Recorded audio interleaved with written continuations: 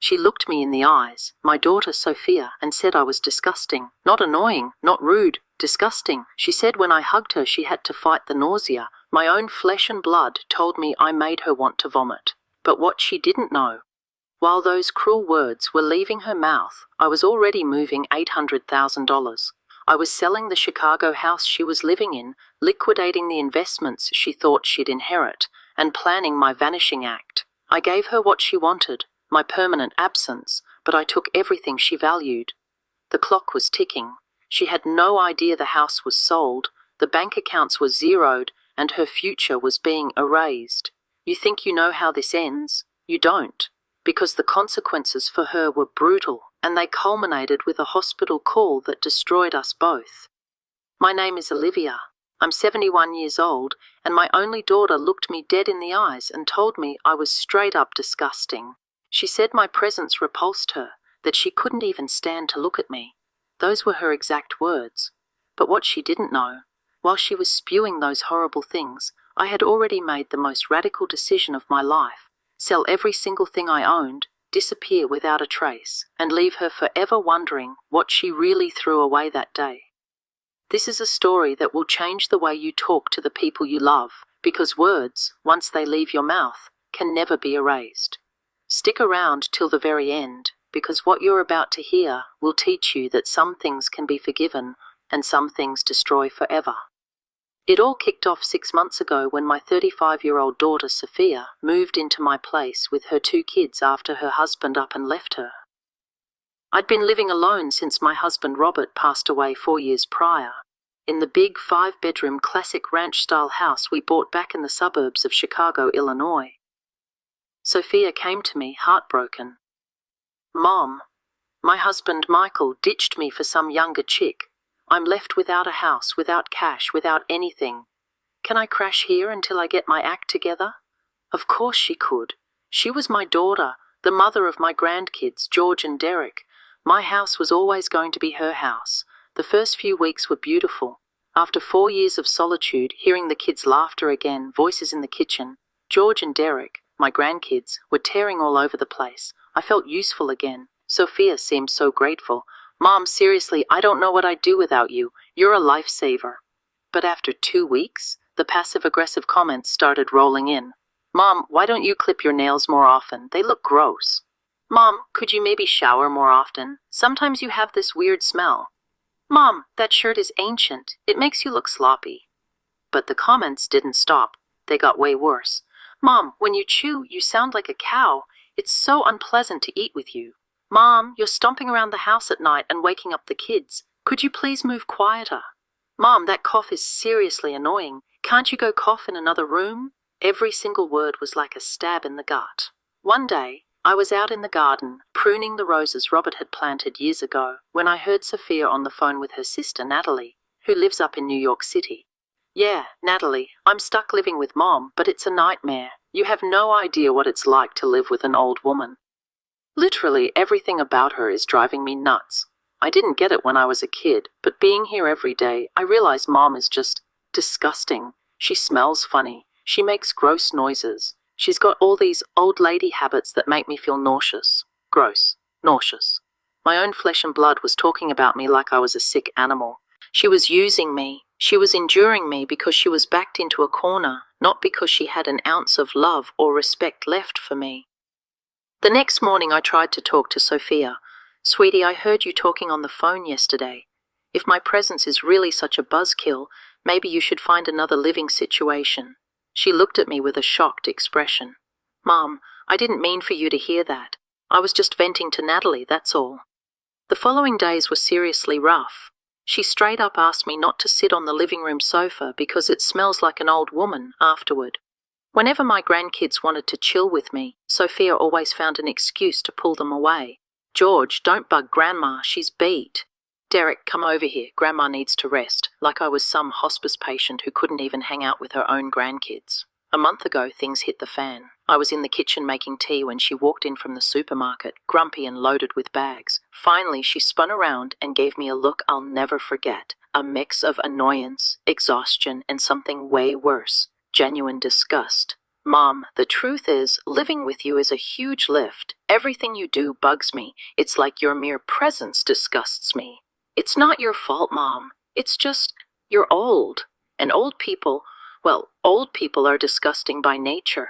I know it's messed up what I'm telling you, but I can't help feeling it.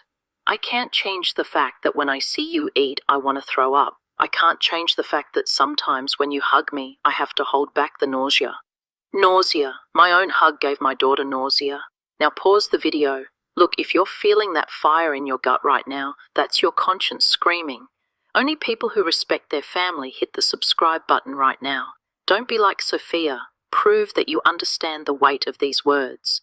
If you scroll past this without subscribing, you're basically telling me you'd be okay with your own kid humiliating you like this one day. Don't risk that karma. That night, sitting at my desk in my Chicago home, I made the most life-altering decision I'd ever made. I was going to disappear forever. What Sophia didn't know was that her disgusting mother had been pretty sharp with her money. The Chicago house, 2 rental condos, and bank savings, all told, I was sitting on a net worth of about $800,000, money my daughter absolutely thought she would inherit one day. But after hearing her tell me I disgusted her, I decided Sophia wasn't going to see a single dime of it. If I was so disgusting, then my money must be too. The next morning, I called my lawyer, Mr. Chen. In his downtown Chicago office, I told him I wanted to sell every single asset and vanish. "And where do you plan to go?" he asked. "Anywhere a disgusting old woman can live in peace, sir, far away from daughters who see her as repulsive." For the next 2 weeks, I kicked off the most calculated plan of my life. I hired a low-key real estate broker and pushed for a fire sale. In 10 days, I'd sold everything. Total haul? $710,000 in cold, hard cash.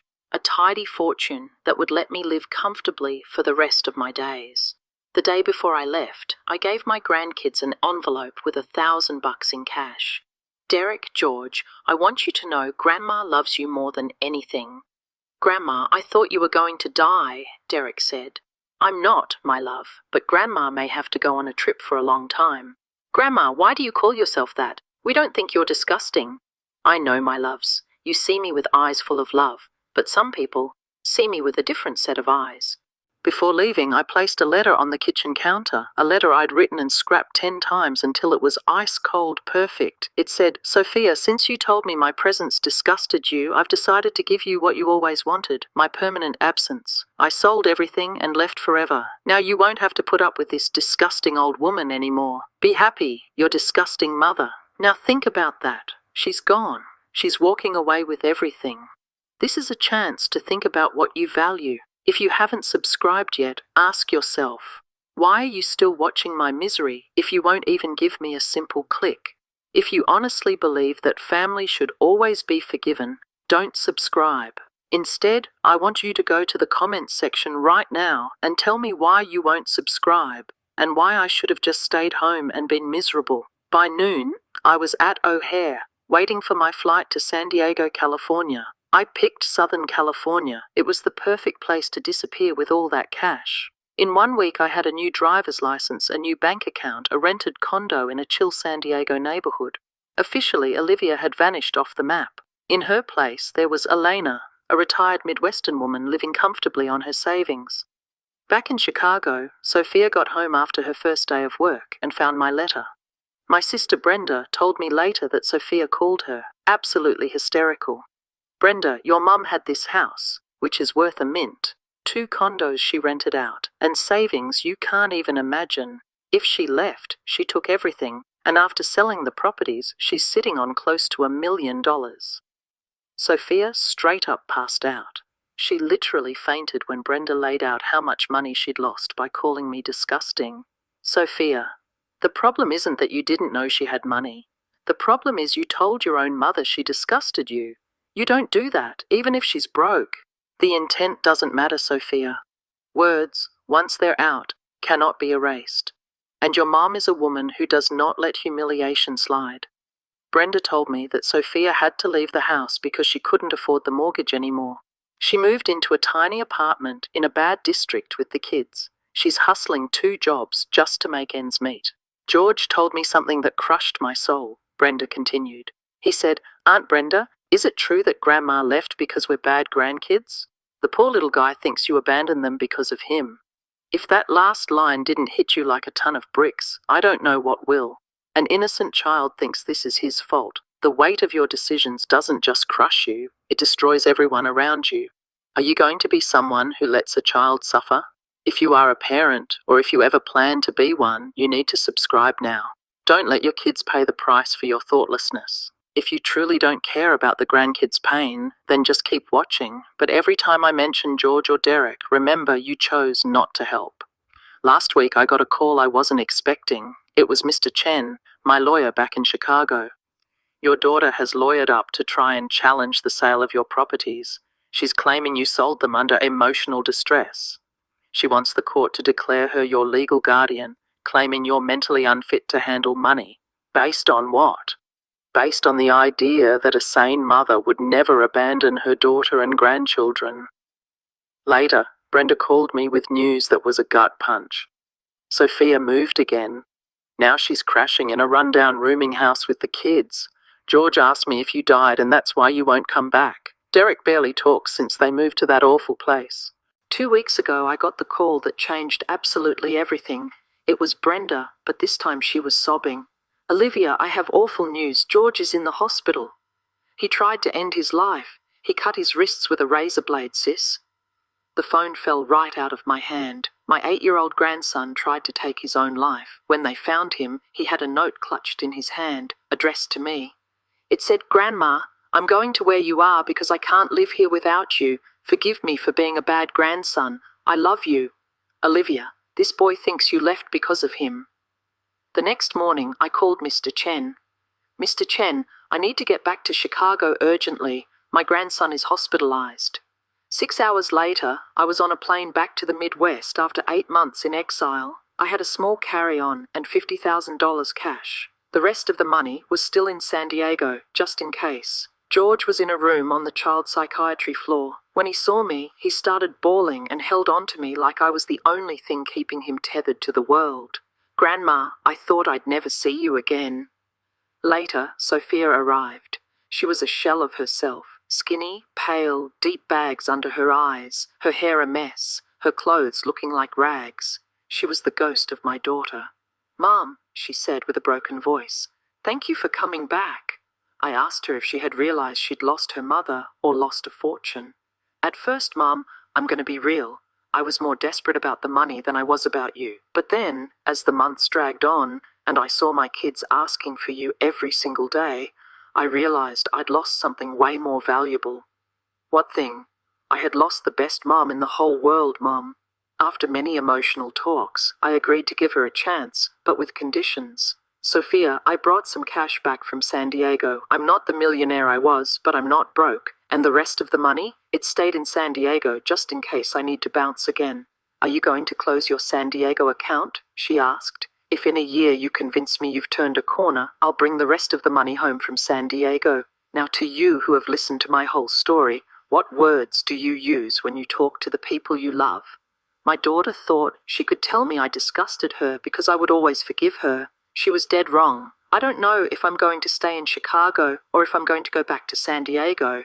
That depends on whether my daughter has really changed or if she is just acting until things calm down. But what I do know is this: I will never again allow anyone to treat me like something disgusting, because I have learned that it is better to be alone with dignity than accompanied with humiliation. And that lesson may be worth more than all the millions I lost. If you have made it this far and are still not subscribed, you are actively choosing to ignore the lesson of this video.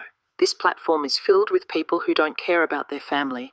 If you subscribe right now, you are sending a message that you are different. And for those of you who still refuse to subscribe, I want you to go to the comments and tell the world exactly why you're okay with this kind of devastation. What excuse do you have? Post it, or you're just a